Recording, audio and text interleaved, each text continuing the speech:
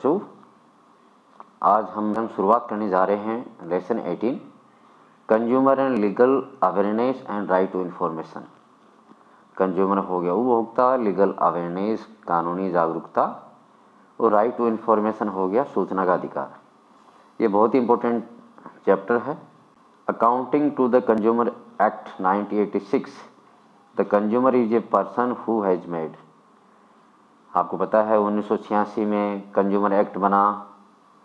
उसके तहत एक व्यक्ति कंज्यूमर कब और किस प्रकार से है।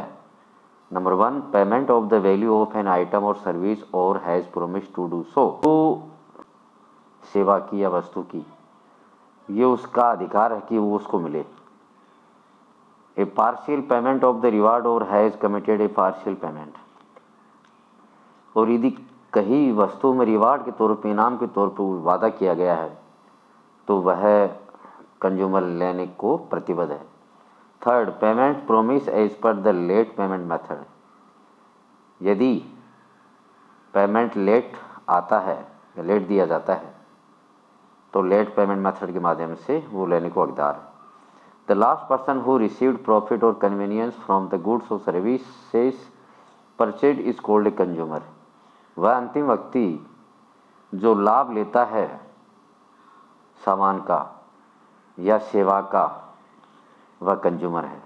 कंज्यूमर ऑफ गुड्स, तो ए है कंज्यूमर सामान लेने वाला उपभोक्ता, दूसरा कंज्यूमर सर्विस लेने वाला उपभोक्ता। पर्सन क्या है? Person in the act includes the following. इसमें व्यक्ति किस किस को मनोनीत किया गया है या नामित किया गया है? रजिस्टर्ड और नॉन रजिस्टर्ड फर्म, पंजीकृत संस्था या गैर पंजीकृत संस्था। बी या सेकंड, जॉइंट हिंदू फैमिली, संयुक्त हिंदू परिवार। थर्ड, कोऑपरेटिव सोसाइटीज, सहकारी समितियां। Fourth, any association of people whether it is registered under the registration act of the committee और नॉट। कोई भी संस्था हो सकती है जो या तो रजिस्टर्ड है या रजिस्टर्ड नहीं है। रीजन्स ऑफ कंज्यूमर एक्सप्लॉयटेशन, उपभोक्ता शोषण के क्या क्या कारण है? When a person receive a payback or a higher rate of any item or service according to the buyer's value and the benefits facility is not received from the item or service।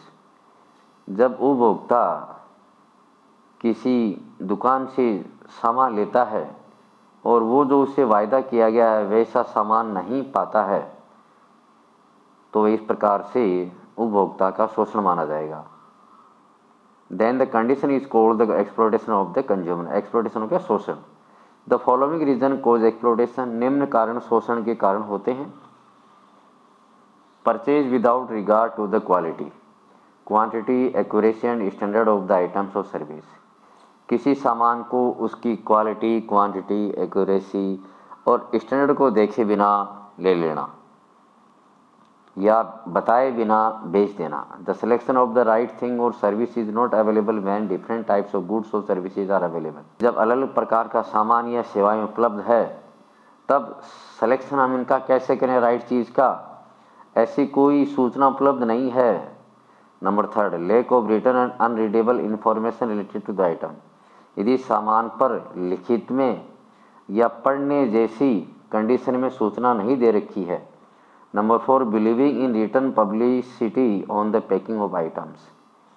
या कई बार आप packet ऐसे होते हैं जिन पे पता नहीं बड़ा चढ़ा के लिखा रहता है, उन पर उपभोक्ता विश्वास कर लेता है। फिफ्थ है the consumer not being educated, उपभोक्ता यदि शिक्षित नहीं है, 6 है not taking purchase receipt of cash will tax contract etc payment of value of the good service purchased. यदि दुकानदार पैसे के बदले में रिसिप्ट नहीं देता है, सेवा के बदले में या सामान के बदले में।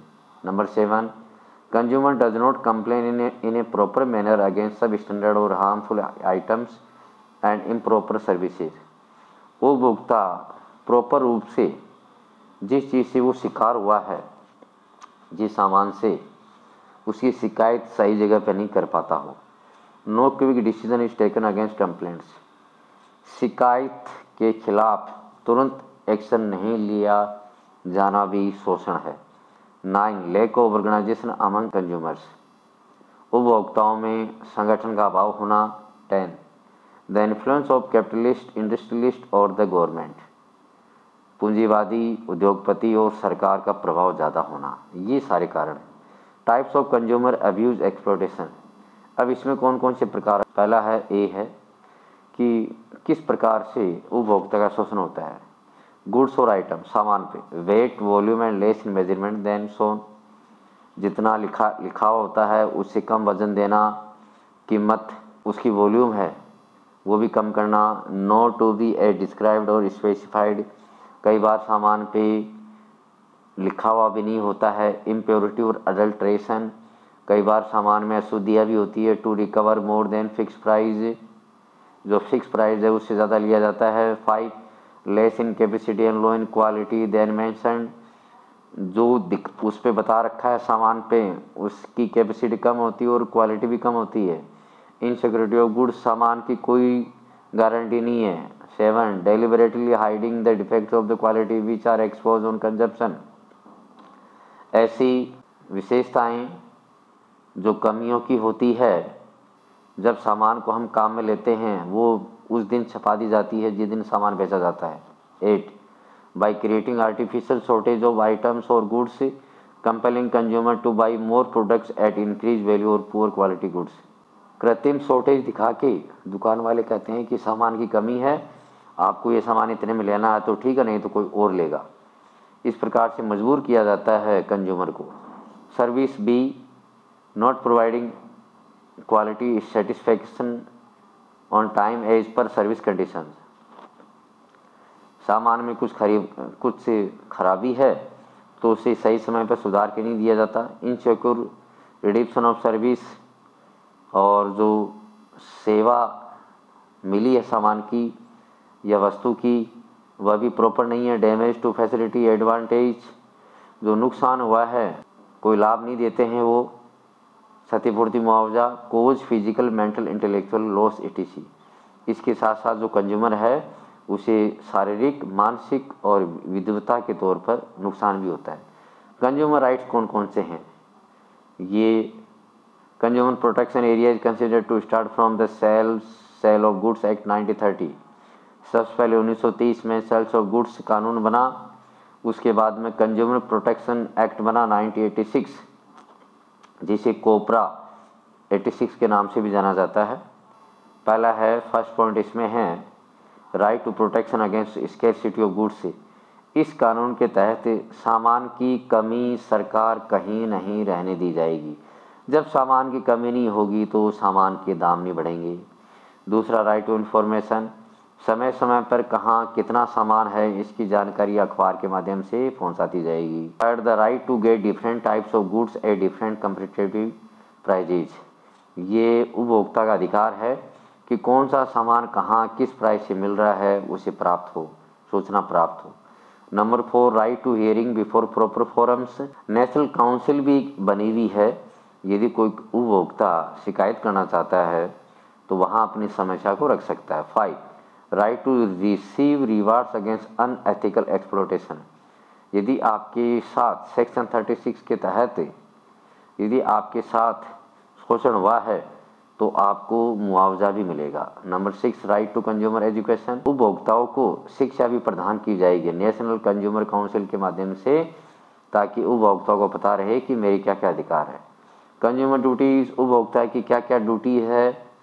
Number 1, receipt of payment for the value of the good service paid, receipt should be obtain necessarily, हम जब भी कोई सामान खरीदें तो उसके बदले में स्लिप पेमेंट की जो रिसिप्ट है वो जरूर ले। Number 2, get the return of verbal information related to the goods item, goods item की रिटर्न में, लिखित में वर्बल इंफॉर्मेशन पूरी आपके पास होनी चाहिए। थर्ड है, focus on categorization and quality make such as ISI mark, AG mark, ISO mark, FPO mark, ECO mark, ये मार्क होते हैं जो सामान पे सरकार के माध्यम से लगवाए जाते हैं। Number 4, if there is a defect in the goods and services immediately inform the seller and demand compensation from the loss, यदि किसी सामान में और सेवा में यदि आपको तुरंत ही कोई कमी महसूस हुई है, पता चली है, तो आप तुरंत दुकान वाले को, सामान बेचने वाले को बताएं और अपना मुआवजा तुरंत प्राप्त करें। 5th, collect documents and testimonies for the confirmation of their complaint, यदि आपने कहीं कंप्लेंट की है तो आपके पास डॉक्यूमेंट्स और सत्य प्रतिलिपि भी आपके पास होनी चाहिए। 6. इफ द मैन्युफैक्चरर और seller does not pay attention to the complaint of the consumer then immediately contact the consumer office, state government, consumer organisation of form. यदि आपको लगता है कि निर्माणकर्ता और या बेचने वाला से आपकी शिकायत पे कोई ध्यान नहीं दे रहा है तो आप तुरंत कंज्यूमर ऑफिस या राज्य सरकार के ऑफिस, कंज्यूमर ऑर्गेनाइजेशन और फॉरम में तुरंत जाएं आप। Measure for consumer dispute redressal, आपकी कंज्यूमर की, उपभोक्ता की शिकायतें कहाँ निपटारा होता है वो देखिए। On December 24, 1986 the Indian parliament pass the consumer protection act 1986। 24 दिसंबर 1986 को भारतीय संसद ने कोपरा 86 नाम से कानून पास किया। 24 December is celebrated as consumer day in India, इसीलिए 24 दिसंबर को भारत में उपभोक्ता दिवस के तौर पर मनाया जाता है। इन दिस एक्ट, इस कानून में arrangement for consumer disputes has been arrange at 3 level. इसमें कंज्यूमर उपभोक्ता के जो वाद विवाद है वो 3 लेवल पे निपटाए जाएंगे, national level, state level, district level. Rajasthan level क्या है? राजस्थान में इसी कोपरा 86 कानून को Rajasthan state consumer protection act 1987 में पास किया गया, इसलिए राजस्थान में ये कोपरा 87 है। तो हमारे राजस्थान में 2 लेवल पे इसको बनाया गया, 2 लेवल पे, स्टेट लेवल और डिस्ट्रिक्ट लेवल। स्टेट कमीशन के तहत क्या क्या नियम बनाएंगे? The headquarter of the state commission will B establish in the state capital. State commission का हेडक्वार्टर जयपुर में, हमारे राजस्थान में जयपुर में है, राजधानी वहाँ स्थापित है। The working days, the time of the tenure will be same of state commission as state government. जिस प्रकार से राज्य सरकार का कार्यकाल है वैसे वह स्टेट कमीशन का भी कार्यकाल होगा। The official currency and the status of the state commission will be as such as the state government decide. जो अधिकारी है या अधिकृत जो मुद्रा है स्टेट कमीशन की वह गवर्नमेंट डिसाइड करेगी, state government. The state commission meeting will be convened by the chairman. राज्य कमीशन की मीटिंग चेयरमैन के माध्यम से आयोजित होगी। डिस्ट्रिक्ट फोरम क्या है? According to the rule 4 of the consumer protection act 1987, number 1, district forum office to be set up at district headquarter. जिला उपभोक्ता मंच है वो जिला हेडक्वार्टर पे होगा। The working days and office hours of the district forum will be same as that of the state government. राज्य सरकार के तहत इसका कितने घंटे का इसका कार्य है वो सेम ही होगा जितना राज्य सरकार का होता है। Third, the official currency and the status of the district forum will be such as the state government decide. ये राज्य सरकार डिसाइड करेगी कि यहाँ की मुद्रा क्या है और अधिकारी कौन होगा। The district forum meeting will be convened by the chairman. यहाँ भी कई बार चेयरमैन के माध्यम से ये मीटिंग ली जाती है। कंज्यूमर डिस्प्यूट रिड्रेसल प्रोविजन, ये प्रावधान क्या क्या है? उपभोक्ता विवाद के प्रावधान के सुधार के क्या क्या है? Number 1, the value of the goods और service and the amount required to compensate is not more than 20 lakhs। जो क्षतिपूर्ति मुआवजा वो 20 लाख से ज़्यादा नहीं होना चाहिए। देन द डिस्ट्रिक्ट में establish its claim complain in the district forum establish in each district. यदि 20 लाख से ज़्यादा मुआवजा नहीं है तो जिला उपभोक्ता मंच है उनकी सुनवाई करेगा प्रत्येक जिले में। नंबर 2, द अमाउंट और the value of the item service and the amount required for the amount is more than 20 lakh to 1 crore. यदि क्षतिपूर्ति मुआवजा 20 लाख से 1 करोड़ के बीच है, टू सेटल सच डिस्प्यूट, ऐसे विवाद को निपटाने के लिए the consumer can file a complaint claim with the state government. तब राज्य सरकार के तहत जो राजधानी में जो स्टेट कमीशन है वहाँ वो अपना क्लेम करेगा। Number 3, if the value of the item और service is more than 1 crore then the consumer can file a complaint in the national consumer protection commission. 1 crore से ज़्यादा का क्षतिपूर्ति मुआवजा है तब है राष्ट्रीय उपभोक्ता संरक्षण आयोग में अपनी शिकायत करेगा। Appeal areas against disputed decisions, ये अपील एरिया आपके सामने है। डिस्ट्रिक्ट फोरम में 90 डेज के लिए आप पीरियड का टाइम है। Appeals can be made against the decision of the state commission in the national commission. District forum के बाद आप स्टेट कमीशन में जा सकते हैं और स्टेट कमीशन के बाद आप वहाँ से आप नाराज़ हैं या संतुष्ट नहीं हैं तो नेशनल कमीशन में जा सकते हैं। There is a provision for appeal in the supreme court against the decision of national consumer protection. National consumer protection की निर्णय से भी आप संतुष्ट नहीं है तो सुप्रीम कोर्ट भी जा सकते हैं आप। लीगल अवेयरनेस, कानूनी जागरूकता। In 1851 the legal aid movement was expose. सबसे पहले 1851 में कानूनी आंदोलन चला। Some rules were made in 1944। फिर 1944 में कुछ कानून बने। The government of India issued some guideline in 1960। भारत सरकार ने 1960 में कुछ गाइडलाइन बनाई। In 1960 committee was formed under the observation of honourable supreme court justice PN. Bhagwati. 1960 में कमेटी बनाई गई सुप्रीम कोर्ट के मुख्य न्यायाधीश पी.एन. भगवती के नेतृत्व में। The government of India pass the legal services act of 1987 इन 87। कोपरा 1987 पास हुआ। This law came into effect from November 5, 1995। ये सारे कानून 5 नवंबर 1995 से लागू हुए। That is why the national legal service day is celebrated on November 5। इसीलिए राष्ट्रीय कानून सेवा दिवस 5 नवंबर को मनाया जाता है। ये सारी चीज़ें आपके सामने क्लियर कर दी है। Statutory services of legal service authority, कौन कौन से वो नियामक है जहाँ ये सेवा देने के लिए हाजिर है। National legal service authority, state legal service authority, district legal service authority, block legal service authority, ये 4 है। Rajasthan state legal service authority कौन सी क्या है? ये Rajasthan state legal service authority has been establish under the act of 1987। 1987 के कानून के तहत इसका प्रावधान है। The headquarter are located in Rajasthan high court at Jaipur. Honourable chief justice, जो हेडक्वार्टर है वो राजस्थान में हाई कोर्ट में है जयपुर में, और ऑनरेबल चीफ जस्टिस है Rajasthan is its chief patron and a senior जज its executive chairman whose directives are govern by legal service program throughout the state. इसके संरक्षक है chief justice, honourable chief justice high court के, और एक senior जज है, उनको चेयरमैन बनाया जाता है स्टेट कमीशन का। Act of Rajasthan state authority, इसके क्या क्या एक्ट है? The act of state authority will be implemented by the central government policy and instructions. State authority में जो सेंट्रल गवर्नमेंट के माध्यम से जो नीतियाँ और जो दिशा निर्देश होते हैं उन्हीं का पालन किया जाता है। 2. Providing legal service to such person who met the criteria under this act. ऐसे लोगों को कानूनी सेवा दी जाती है जिनको इनकी आवश्यकता है। 3. Public court under whose jurisdiction the courts are also functioning for the proper operation. जन न्यायालय के माध्यम से क्षेत्राधिकार होने की वजह से ये प्रॉपर तरीके से काम करता है न्यायालय। For taking preventive and addictive legal aid programme से, ये स्टेट अथॉरिटी जहाँ जहाँ इनकी आवश्यकता होती है वहाँ वहाँ अपने कार्यक्रम के माध्यम से लोगों तक जानकारी पहुँचाते हैं। 5. Operation of permanent public courts, स्थायी जन न्यायालय के माध्यम से भी ऑपरेशन ये करते हैं। 6.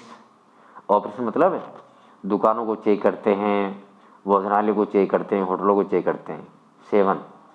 Promotion 6. Alternate dispute resolution provision, जहाँ जहाँ वाद विवाद के कारण होते हैं वहाँ ये निपटारा भी करते हैं। 7.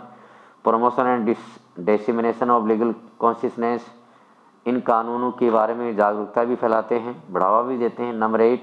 Follow such acts we should be directed by the legal service central authority, उन सभी कानूनों की पालना करते हैं जो लीगल सर्विस सेंट्रल अथॉरिटी के माध्यम से दी गई होती है। मेजर्स फॉर लीगल अवेयरनेस, कानूनी जागरूकता में क्या क्या है? First, legal literacy camps are conducted, कानूनी साक्षरता शिविर लगाए जाते हैं स्कूल में, कॉलेज में, पब्लिक प्लेसेज में। Second, civil court and legal awareness campaign is being run in village through mobile vans, mobile van के माध्यम से गाँव में जन न्यायालय या कानूनी जागरूकता के प्रचार अभियान शुरू किए जाते हैं। रेगुलर वीकली प्रोग्राम कानून की बात इस broadcast on AIR, all India radio या दूरदर्शन पे या कम्युनिटी रेडियो पे ये कार्यक्रम आयोजित करवाए जाते हैं। दूरदर्शन पे every Saturday from 7 PM to 7:30 PM in Rajasthan में शनिवार को शाम को 7 से 7:30 बजे तक दूरदर्शन पे ये कार्यक्रम आयोजित होता है। All India radio every Sunday, और ऑल इंडिया रेडियो पे एवरी संडे आता है। It is being broadcasted in public interest for legal awareness from 5:45 to 6 PM। 5:45 बजे से लेके 6 बजे तक ये कार्यक्रम आयोजित होते हैं, ब्रॉडकास्ट होता है। The pamphlet and booklets are printed and distributed by the district legal service authority. Pamphlet भी छापे जाते हैं, बुकलेट भी तैयार की जाती है और डिस्ट्रिक्ट लीगल सर्विस अथॉरिटी के माध्यम से इनको बंटवाया जाता है। राजस्थान एट स्टेट लेवल में कुछ इन्फॉर्मेशन है। मिस्टर मेंबर सेक्रेटरी है, इनके टेलीफोन नंबर 0141222748 है। फैक्स नंबर दे रखे हैं, हेल्पलाइन नंबर भी दे रखे हैं। डिस्ट्रिक्ट लेवल पे चेयरमैन सेक्रेटरी है होता है। तहसील लेवल पे चेयरमैन तहसील लीगल सर्विस अथॉरिटी होता है। Important beneficial rules and schemes, पहला है हेल्प ऑन एक्सीडेंटल डेथ। यदि किसी की डेथ हो जाए एक्सीडेंट से तो 5 लाख रुपए उपलब्ध करवाते हैं। मेडिकल ग्रांट रिलीफ फंड है, यदि 1 लाख रुपए तक मेडिकल ग्रांट रिलीफ फंड में मिलता है। थर्ड है scholarship to children of construction workers, मजदूरों के बच्चों को भी छात्रवृत्ति प्रदान की जाती है। 6 to 8 क्लास के स्टूडेंट्सों को 1000 रुपये बॉयज़ और 1500 रुपये गर्ल्स के लिए, और क्लास 9 to 12 2000 रुपये बॉयज़ और 2400 रुपये गर्ल्स के लिए ये सुविधाएं उपलब्ध करवाई जाती है। और इसके अलावा ग्रेजुएशन में बॉयज़ के लिए 4000 रुपये और गर्ल्स के लिए 6000 रुपये उपलब्ध करवाए जाते हैं। और पोस्ट ग्रेजुएशन में वो मेल के लिए 6000 रुपये और फीमेल के लिए 8000 रुपये उपलब्ध करवाए जाते हैं। मैटरनिटी रिलीफ स्कीम से वीमेन वेलफेयर स्कीम के तहत 2 डिलीवरी होने पर 6000 रुपये उपलब्ध करवाए जाते हैं। Rajasthan Vishwakarma non organised worker contributory scheme के तहत contributory benefits are given for the life protection of registered workers, ये उनको प्रदान किया जाता है। द मैटरनिटी बेनिफिट एक्ट 1961, बच्चा होने की स्थिति में 6 वीक वेजेस उपलब्ध करवाया जाता है। चाइल्ड बर्थ पर 6 वीक का वेजेस और उपलब्ध करवाया जाता है। 7 state insurance and employ provident fund scheme is being run, ये भी वही इंश्योरेंस इनको दिया जाता है। चाइल्ड मैरिज प्रोहिबिशन एक्ट 2006 से boys under 21 years of age and girls marrying under 18 years age are known as child marriage. यदि लड़का 21 वर्ष से कम और लड़की 18 वर्ष से कम उम्र में शादी कर लेती है तो उसे बाल विवाह माना जाता है। It is a punishable offence, ये एक कानूनी अपराध है। Regarding child marriage both the parents can be given strict punishment up to 2 years of imprisonment और 1 lakh फाइन और बोथ।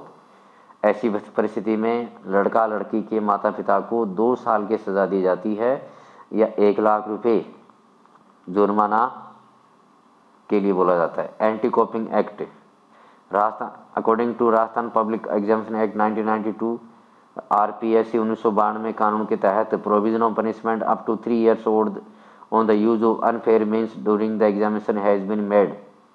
यदि आप परीक्षा में नकल करते पाए गए तो आपको 3 वर्ष की सज़ा हो सकती है। Criminal case is filed against the student and he she is expelled from the school. ऐसे बच्चे के खिलाफ कानूनी अपराध फाइल किया जाएगा और उस बच्चे को लड़का लड़की को स्कूल से निकाल दिया जाएगा। राइट टू इन्फॉर्मेशन, ये है राइट टू इन्फॉर्मेशन एक्ट 2005। 15 जून 2005 में ये लोकसभा में कानून पास हुआ और प्रेसिडेंट ने इसको अप्रूवल दी 13 अक्टूबर 2005 को। Under the right to information act 2005 the following rights were given to the citizen of country. भारतीय नागरिकों को निम्न अधिकार मिले। First, every citizen has the right to get information from any department or office of the state as well from any department or office of the state as well as central government। कोई भी नागरिक राज्य सरकार केंद्र सरकार से office से किसी प्रकार की सूचना प्राप्त कर सकता है। Any citizen can see a document or record and can take a certified copy of the documents। कोई भी नागरिक किसी दस्तावेज को रिकॉर्ड को देख सकता है या उसकी कॉपी भी ले सकता है। He can also apply to see the work, वह कार्य को देखने के लिए अप्लाई भी कर सकता है। Sample of material use in work can be taken, जो मटेरियल काम में लिया जा रहा है उसका सैंपल भी ले सकता है। Information can also be taken in computer CD और फ्लॉपी, वह सूचना किसी कंप्यूटर सीडी और फ्लॉपी में भी ले सकता है। 6 right to know the way of master roll, master roll में कैसे कैसे कार्य किया गया, लॉग लुक टेंडर कैसे कैसे किया गया, प्लान्स कैसे कैसे बनाएगी और कैश बुक कैसे कैसे बनाएगी, ये सब की जानकारी प्राप्त कर सकता है। ये इन्फॉर्मेशन कैसे प्राप्त कर सकता है, उसका चार्ज लगेगा। CD फ्लॉपी के 50 रुपये लगेंगे, ज़्यादा होंगे तो एक्स्ट्रा लगेंगे। 2 रुपये पर पेज फॉर फोटोकॉपी भी लगेगा, विल बी चार्ज, ये आपको बता रखा है। 10 रुपये जमा करने बाद 1 आवर के बाद आप रिकॉर्ड देख सकते हैं, और एवरी 50 मिनट्स और less he will be pay to 5 रुपये।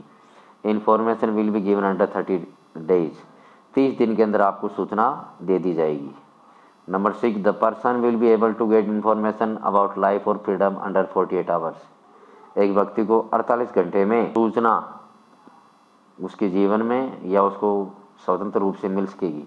Assistant information officer will get and give the information under 35 days. सहायक सूचना अधिकारी 35 दिन के अंदर आपको सूचना दे देगा। If information is not provided in the stipulated period it will be taken as refusal to give the information. यदि सूचना आपको तय सीमा में नहीं बताई जाती है तो एक प्रकार से उसे अपराध माना जाएगा। पेनल्टी नोटिफिकेशन और नॉन रिपोर्टिंग नहीं करने पर प्रोविजन के तहत 250 रुपये पर डे और 25,000 रुपये मैक्सिमम पेनल्टी मानी जाएगी। The information commission can also recommend A disciplinary action against the public information officer. यदि पब्लिक इन्फॉर्मेशन ऑफिसर ने सूचना नहीं दी तो इन्फॉर्मेशन कमीशन भी उस पर कार्रवाई कर सकता है। Information that can not be granted, हाँ वो सूचना जो हमने सरकार उपलब्ध नहीं करवा सकती, एक तो है सिक्योरिटी से संबंधित, दूसरा है सिक्योरिटी स्ट्रेटेजी, साइंस और इकोनॉमिक से संबंधित कॉन्फिडेंशियल इन्फॉर्मेशन, हाँ बाहर से कोई गोपनीय सूचना प्राप्त हुई है, information due to be the rights of court, न्यायालय अधिकार, पार्लियामेंट और विधानसभा से संबंधित कोई बात हो, इंटेलिजेंस ब्यूरो, BSF, क्राइम और थ्रेट से संबंधित कोई सूचना वो उपलब्ध नहीं करवा सकती। इन्फॉर्मेशन ऑफिसर ग्राम पंचायत में सचिव है, ग्राम सेवक है, पंचायत समिति में DO ऑफिसर है, जिला परिषद में CEO है, चीफ एग्जीक्यूटिव ऑफिसर, नगर पालिका में एग्जीक्यूटिव ऑफिसर है।